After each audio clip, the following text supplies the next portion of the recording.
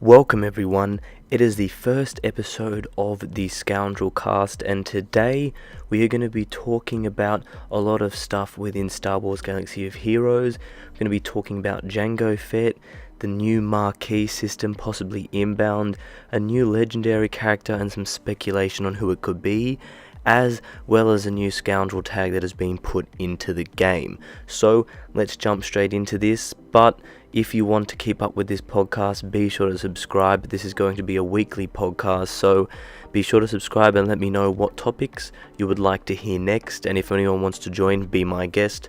So let's jump right into the cast.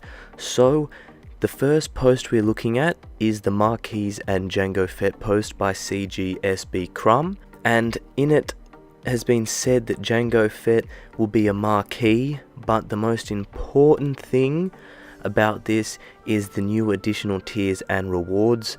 Now I think with this can be a huge positive impact in the game. The new tiers and ways to earn gear is a huge benefit to the game, and I think it'll make Marquee events less hated. Everyone will hate Marquee events a little bit, because the Marquee events do often give characters at such a low star rating, and they don't become farmable for sometimes months after the Marquee event finishes, so they're pretty much characters that won't be useless in arena for most. But with this new introducing of gear tiers and additional rewards, I think that a lot of people are going to start liking this new Marquee event system, so I'm hoping we can see this come with every Marquee event. I honestly don't want to see less Marquee events, especially if they make these extra tier rewards, permanent, because I think that'll make a huge difference for everyone. These Marquee events are huge helps for people when they first start the game. They're also going to be very helpful for finding some rare gear that everyone needs, so hopefully these can be continued and we can see some great Marquee events to help all types of players and maybe make the event less hated. So I think that's a huge positive, and I think we're going to see quite a big improvement in the Marquee events, and I'm hoping this can be the main new form of Marquee events within the game. Otherwise, I'm not really too sure if they're just going to get rid of Marquees maybe completely, because the backlash is absolutely insane for every Marquee event that is put out. Honestly, it's getting crazy, and a lot of people were upset that Jango Fett wasn't a legendary character, but honestly, he does not warrant a legendary status in terms of the game. All the past legendary characters have been pivotal characters within the franchise, or they've been really big supporting cast characters just like BB-8, R2-D2. So all these characters are super important, and I don't think Jango Fett is deserving of a legendary event, so Marquee suits him perfectly. So hopefully this balance can be found in the Marquee events, and Capital Games can take advantage of this new style of events to make a better game for everyone who does play Star Wars Galaxy of Heroes. Now the huge puzzle that has got people going crazy has been put out by SWGoH as well, and people solved it within 20-30 minutes once they got into the code and they put it together, and it's going to be a bounty hunter set, and that's what they found. But a lot of people speculated it was going to be Forlom, and unfortunately it was confirmed today that it will not be Forlom, and we got a teaser of what some of the facial hair and the hairstyle of the character will be.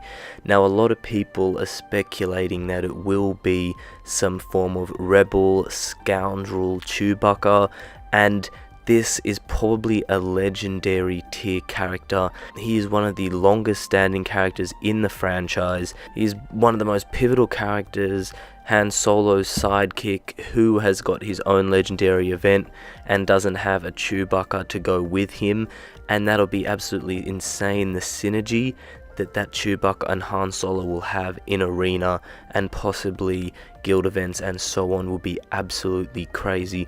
So it'll be really good to hopefully see a Chewbacca inbound.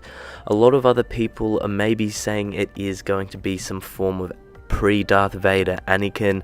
Not too sure. I can kind of see where you're getting the hairstyle from, but he didn't really have any lower facial hair, so I don't think that's going to be the case.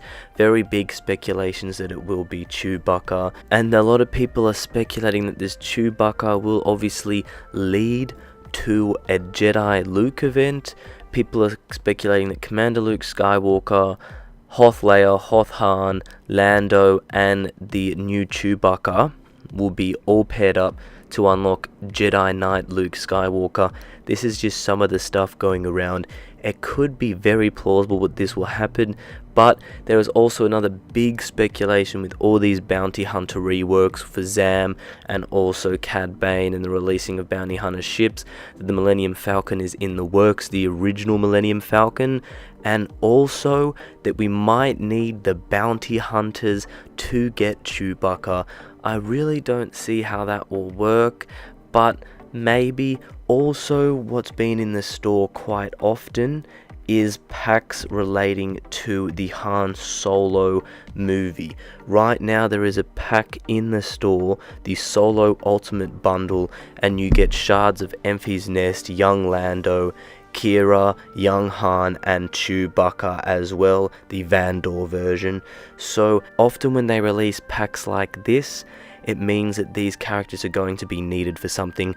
Last time this happened, it was for Thrawn with the Phoenix Squadron, and they've also released a faction pack for the Rebels that is in the store right now for the Emperor's Demise, giving young Luke Skywalker, giving the Rebel Scouts, Leia, and so on. So I think this is indicative of the new Chewbacca or the new legendary character needing solo characters, and it makes sense. Chewie is the second main character in the Solo movie, and he's a huge part of the Solo movie as well.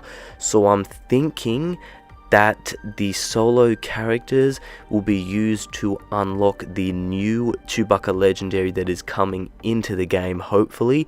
So I would recommend to farm all of your Solo movie characters, or even buy the bundle if you want to get there quicker, and hopefully prepare for the Chewbacca that is coming into the game. But of course this is just speculation, but this pack has been out twice already offering the same offer, so it does seem to me that it is quite important, these characters, if the pack has been out twice within the past 2 weeks.